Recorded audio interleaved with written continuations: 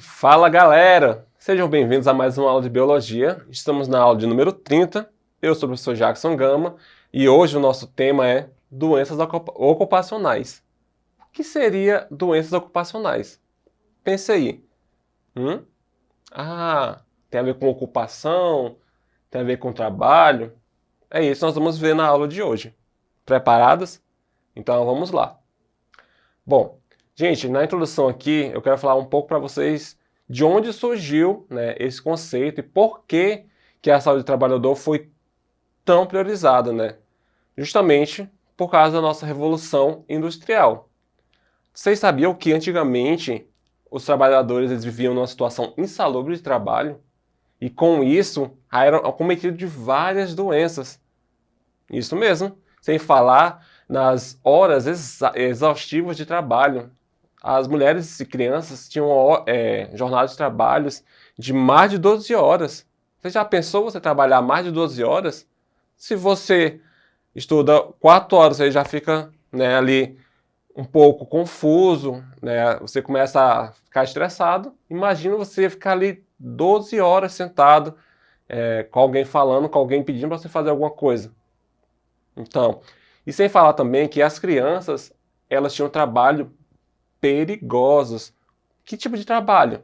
O trabalho que elas tinham que fazer que adultos não tinham como fazer. Por exemplo, elas tinham que limpar os maquinários, elas tinham que entrar, né, em determinados espaços que só uma criança, ou seja, um corpo reduzido, né, um corpo mais frágil, pequeno e flexível, podia fazer esse trabalho, né? E foi justamente nesse período que se intensificou os estudos e as pesquisas sobre as doenças que acometiam os trabalhadores, né? E a sua relação com o trabalho, certo, gente?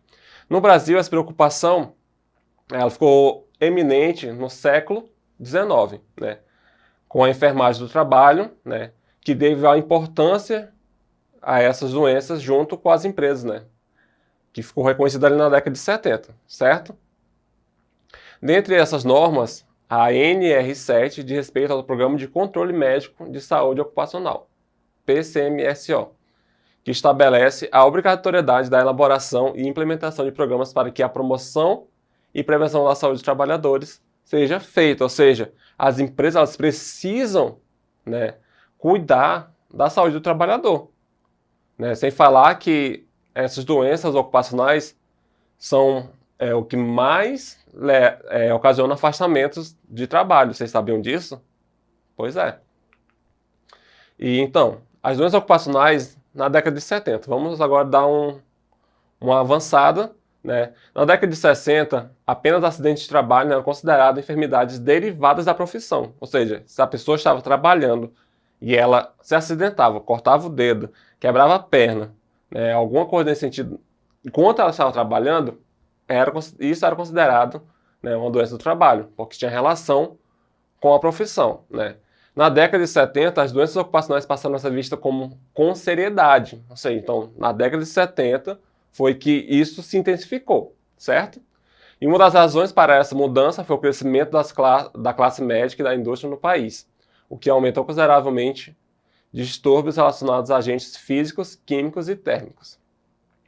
Então, na década de 70 também começou a haver um padrão de trabalhadores que lidavam com poeiras, radiação, solventes ou ruídos, para citar alguns exemplos, né? E aqui eu vou trago para vocês, né, algumas doenças, as principais que acometem, né, a classe trabalhadora. Nós temos as lesões, né, por esforço repetitivo, LE, ou distúrbio osteomoleculares relacionados ao trabalho, também conhecido pela sigla DORT. Tá, ali, se você trabalha, se seu pai trabalha, e ele chegar em casa falando, fulano teve uma LE, então você já sabe que aquela pessoa de quem ele está se referindo teve uma lesão por esforço repetitivo, né? Ou ele pode também falar, o meu colega de trabalho está com DORT, é um distúrbio ortomolecular relacionado também ao trabalho. São causadas pela repetição excessiva de movimentos, né, ou postura inadequada, causando uma dor crônica que tende a piorar ao longo dos anos. O grande problema da LE é ser confundida com o mal-estar passageiro, né? Ou seja, a pessoa não dá muita importância. Ela sente uma dor na articulação, ela sente uma dor na coluna, ela sente uma dor, né, no antebraço. Então ela leva como se fosse só um mal-estar, um mau jeito ali, que é uma torção que ela fez, né? Ela não dá a devida importância para isso. E a diferença básica entre né, a lesão e o distúrbio é que a primeira pode não necessariamente ocorrer em ambiente de trabalho, e a segunda refere-se unicamente ao dia a dia profissional. Aí vamos ter as doenças ocupacionais auditivas, né? Principalmente vamos ter a surdez, que ela pode ser temporária ou definitiva, né, em trabalhadores expostos a ruídos constantes. É uma doença silenciosa que caracteriza-se pela perda auditiva progressiva, levando o trabalhador lentamente à perda parcial ou total da audição, por desgastar o ouvido de forma irreversível, né? Isso é comum, né, em telemarketing, em metalúrgicos e trabalhadores da construção civil. Então, pessoal, como eu estava falando para vocês, percebam que aqueles trabalhadores das ações da prefeitura ou do estado, né, na construção ali e pavimentação das ruas, que eles usam aquelas máquinas, né, por exemplo, rolo compressor, retroescavadeira, entre outros. E vocês já perceberam que eles utilizam equipamentos como esses aqui? Sim, eles usam justamente para evitar, né, danos ao ouvido, né? Porque o barulho ali daquelas máquinas é muito grande, é muito... Você em casa, você já fica perturbado, imagina quem está ali, sentado, dirigindo aquilo ali por horas e horas, né? Agora eu vou mostrar para vocês, né? Explicar para vocês um pouquinho as doenças ocupacionais referentes à visão, tá? A catarata é responsável por metade dos casos de perda total de visão no mundo, né? A catarata é muito comum no Brasil. Mas, assim como o câncer de pele, só é considerado ocupacional se decorrente da atividade profissional do indivíduo, né?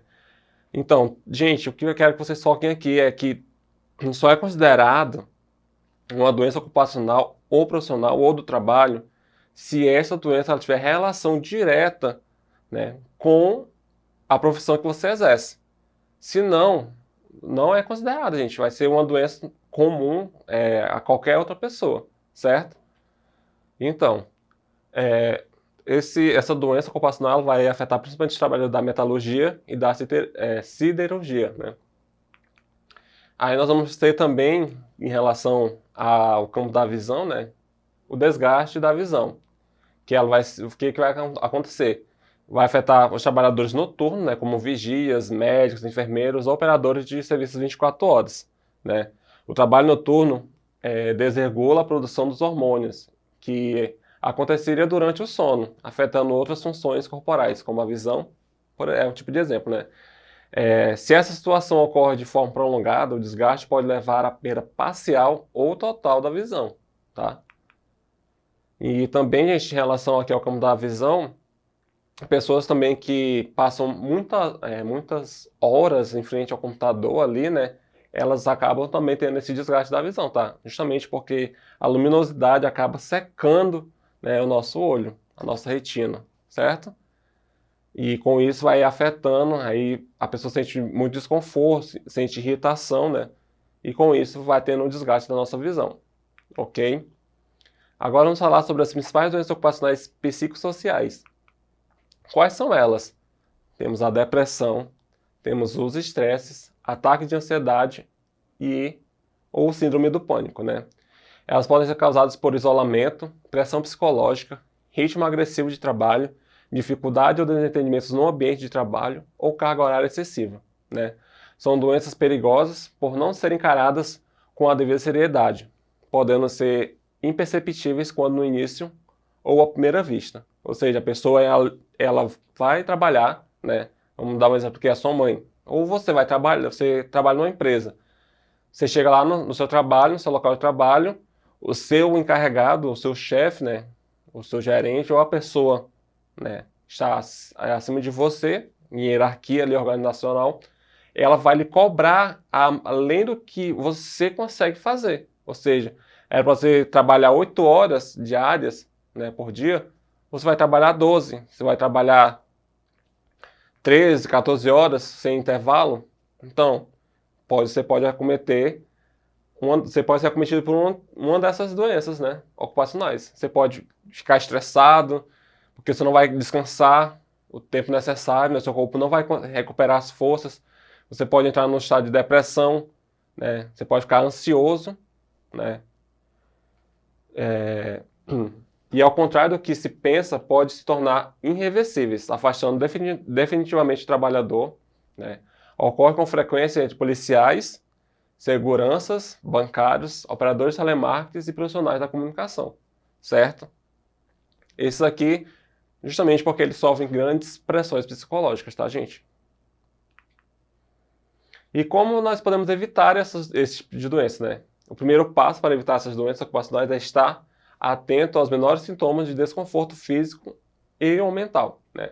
Durante o trabalho e procurar auxílio médico mesmo se o desconforto for leve. Ou seja, você sentir uma dorzinha, você não está se sentindo bem, né? Você está introspectivo, você só quer ficar isolado, então isso já é um fator, né, para você se atentar e procurar um auxílio médico, né? Se é o médico, se consultar, e ele vai prescrever ali o que você está sentindo. Ele pode pedir um exame, né, complementar, para ter certeza do que você está sofrendo e descobrir a sua patologia, tá? E dependendo do desenrolar da situação, é necessário pensar em uma mudança de função e às vezes até de profissão, tá? A conscientização dos empregadores e trabalhadores quanto à importância do uso do EPI, da possibilidade de redução da jornada de trabalho e da pressão exercida sobre a equipe também é fundamental para evitar doenças ocupacionais, certo? E aqui eu trago para vocês o que toda empresa deveria ter, tá? Toda empresa ela precisa ter um mapa de risco. Mapa de risco?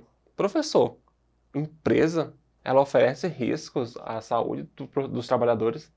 Sim, gente, porque justamente lá nós podemos identificar esses cinco tipos de risco. Nós vamos ter os riscos físicos, né, que são ali ruídos, vibrações, radiações ionizantes, radiações não ionizantes, frio, calor, pressão anormal, umidade, né. No fator químico, nós vamos ter o quê? Poeiras, fumos, névoas, né, neblinas, gases, vapores e outras substâncias, né, de caráter químico. Biológico, vírus, bactérias, protozoários, fungos, parasitas, bacilos. Ergonométrico, em relação à postura, né?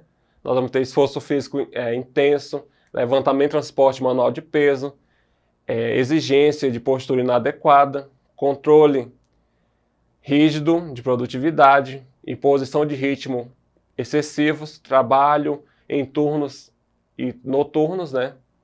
Jornada de trabalho prolongadas. E por último, nós vamos ter os acidentes, né? Que podem os acidentes mecânicos, que são arranjos físicos inadequados, máquinas e equipamentos sem proteção, ferramentas inadequadas ou defeituosas, iluminação adequada, eletricidade, probabilidade de incêndio ou explosão, armazenamento inadequado, enfim.